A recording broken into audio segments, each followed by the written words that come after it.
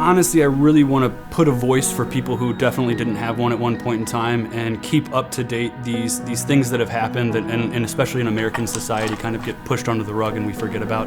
That's the whole goal of my art, is to try to get people to focus on something that they've tried to push out for so long. My name's Jordan Fein, and I'm an artist. Yeah, I was born and raised in Springfield, Illinois.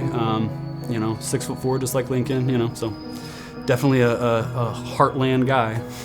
Growing up in Springfield, a lot of your field trips are to Lincoln places. You learn that he was the great emancipator. He was the reason why slaves were freed. But there's a lot of things that seemingly you don't realize unless you talk to a historian, a Lincoln historian, or you go out there and read a book. Hearing some of his speeches where he said he wouldn't have a black woman as a slave, nor would he have one as a wife, felt very racist and white supremacist. But then as you do your research and see how he's willing to change, not just internally but politically, and I think wholeheartedly he realized he needed to listen to abolitionists and take their advice because he's not the one who's actually being oppressed.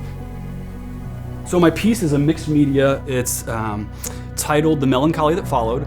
We always hear about him being this depressed man and the melancholy that dripped from him as he walked. And I kind of thought about that and thought about after his assassination, the melancholy that African Americans, finally newly freed African Americans, you finally have an opportunity. And now that one person who got it for you is gone, and the rest of America might not be like him. In my opinion, I think that would be disheartening, extremely sad. The empty chair, it is the chair that Lincoln was assassinated in. The whole idea was that something was missing. A lot of people see that chair as a loss for hope for the rebirth of our country and our nation after the Civil War.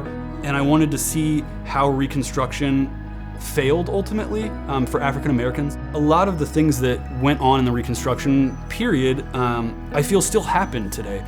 Segregation might not still be a thing, but you can see exactly where neighborhoods lie. I think if Lincoln was still alive today, he would be very troubled and seeing the way our society works. So that's what I'm trying to play into with my piece, showing people that this happened right after his death and it's still happening today. I want people to realize, if you're an older white person and you've had racist tendencies, I want you to realize you need to be able to change just like Abraham Lincoln did. You need to change your views because this is America now. I want people to realize that this is still an issue that happens today.